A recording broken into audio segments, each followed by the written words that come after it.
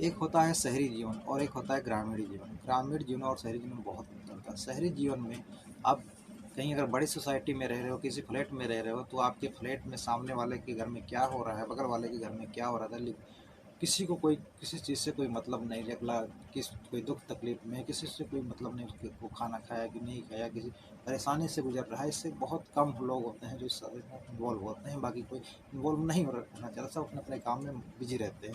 और ग्रामीण जीवन में ऐसा बिल्कुल नहीं है। ग्रामीण जीवन में लोग एक दूसरे से हाल खबर पूछते हैं, उनके यहाँ आना जाना उठना बैठना, दुख तकलीफ में कोई गाँव में किसी को कुछ हो जाता है तो पूरे गांव के लोगों को पता लग जाता है और लोग एक दूसरे के दुख सुख में साथ देते हैं।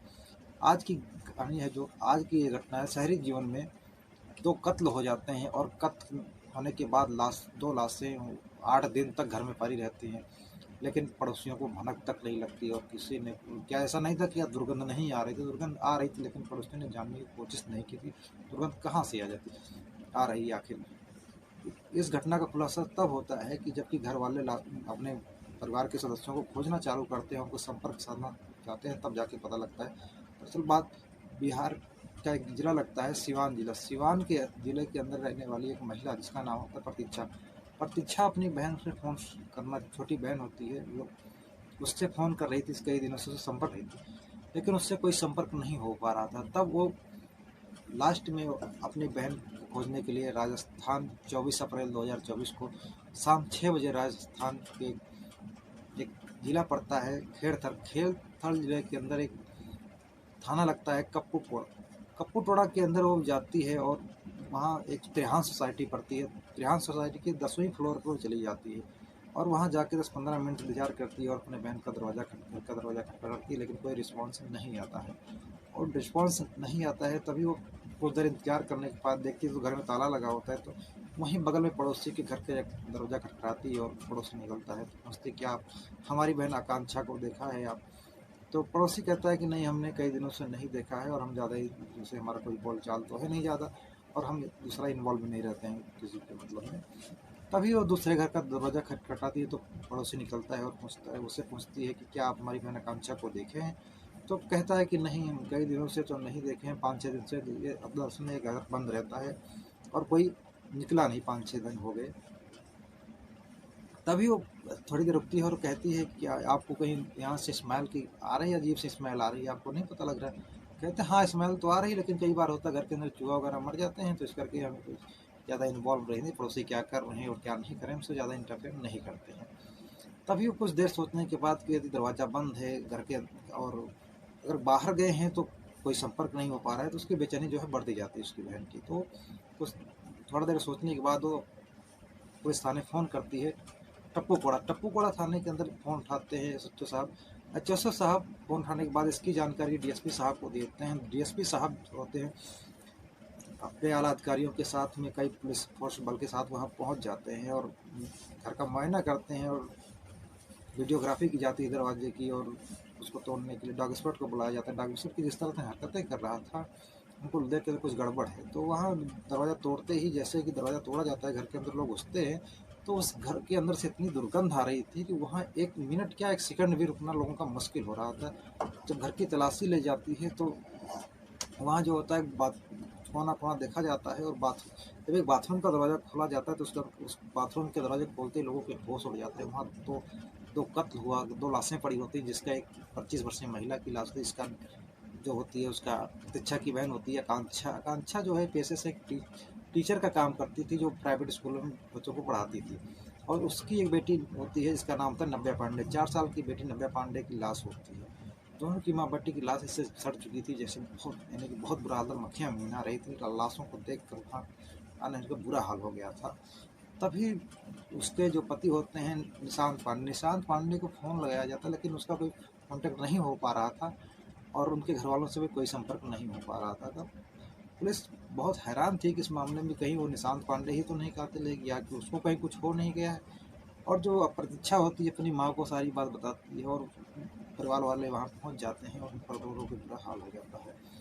फिर जो पुलिस होती है इस मामले की पूरी तह तक जाती है और बारीकी से जांच चालू करती है, तब पता चलता है कि इनकी कहानी असल में अब कहानी शुरू होती है 2012 से। 2012 में फेसबुक का और नया दौर चालू हुआ था, जबकि लोगों के पास फेसबुक बहुत कम लोग चला रहे थे और गिने चुने लोग ही चला रहे थे। अब आपकी जैसे व्यवस्थाएं नहीं थी कि फोन पर आप बातें कर सकते हो, वीडियो कॉल की तरह बात कर सकते हो। पहले ऐसा नहीं था, पहले आप चैट के द्वारा ही बात कर सकते थे और चैट के द्वारा ही अपनी बातें रख सकते थे। तब वो दोस्ती होती है आकांक्षा और निशांत पांडे की। निशांत पांडे एक दूसरे को चैट के द्वारा अपना इनका दोस्ती का सिलसिला बढ़ता जाता है और ये काफ़ी दिनों तक इनका चलता रहता है। कई साल बीत जाते हैं, 2016 तक एक जो आकांक्षा होती है शादी की बात करती है, तो इन दोनों की शादी हो जाती है और शादी होकर के जो है इनकी ये लड़की अपने घर से आती है और ये राजस्थान में रहने का प्लान बनाते हैं।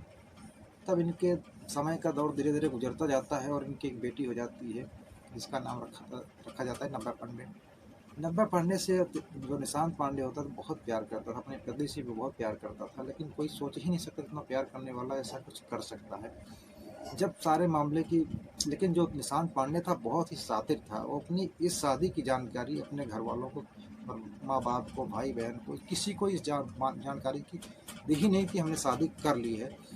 और कुछ दिन बीतता है तो उसके घर वाले उसकी दूसरी शादी कर देते हैं। दूसरी शादी करने के बाद में वो वहाँ भी आराम से रहते, जैसे लोग शहर में रहकर काम करते हैं, कमाने जाते हैं, उसके कमाने के बाद घर चले जाते हैं।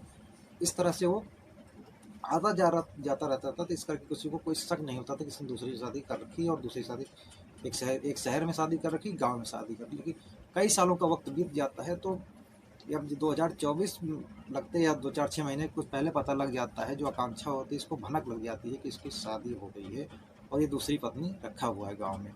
तभी से जो निशांत पांडे होता है ये इसको सोच लेता है कि अब तो बस बहुत हद हो गई, सब पानी सर से ऊपर चला गया है, अब इसको कुछ ना कुछ करना ही होगा।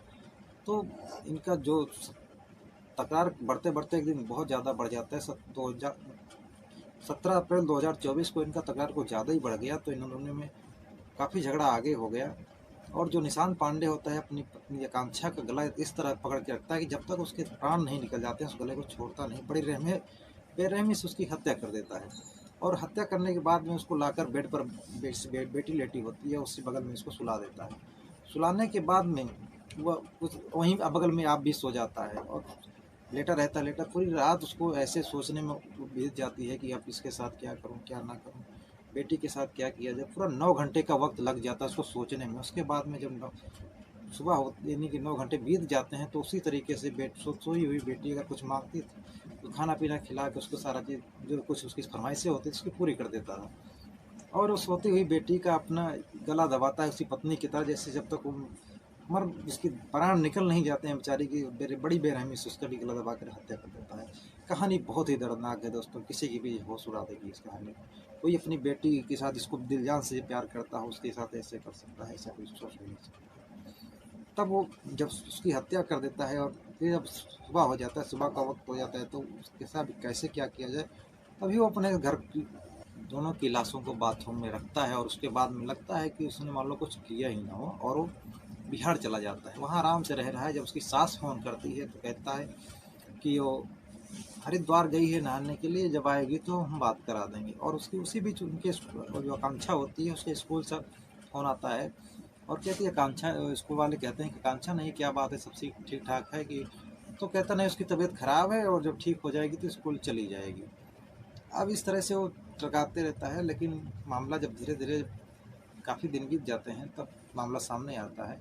और इतना शातिर था, जब पुलिस वहाँ पहुँचती है तो उसके गांव जो निशांत पांडे होता है उसके गांव पहुँचती है तो लोगों को पता चलता है कि उसने दूसरी बीवी रखी थी, उसकी हत्या कर दी, दूसरी शादी कर रखी थी, उसकी हत्या कर दी। और लोगों को गांव वाले बहुत हैरान रह जाते हैं इस मामले से और उसको पुलिस पकड़ के ले आके थाने में करती है। अगर इस कोर्ट में इस केस की अच्छे से पैरवी की जाए ना तो इसको कम से कम फांसी की सज़ा तो ज़रूर होगी।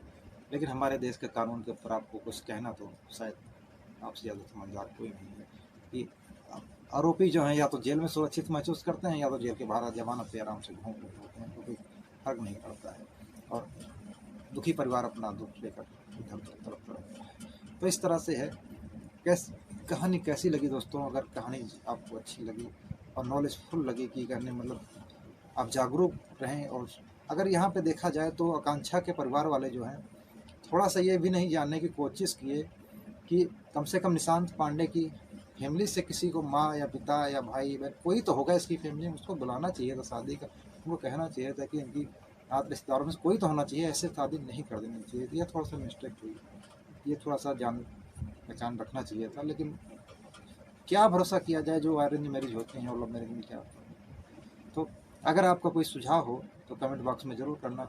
हमारा एक कहानी कैसी लगी आपको, जानकारी कैसी लगी। अगर ज़रा सी भी कुछ अच्छा लगा तो वीडियो को लाइक और चैनल को सब्सक्राइब करके हमारा साथ दें। नमस्कार दोस्तों।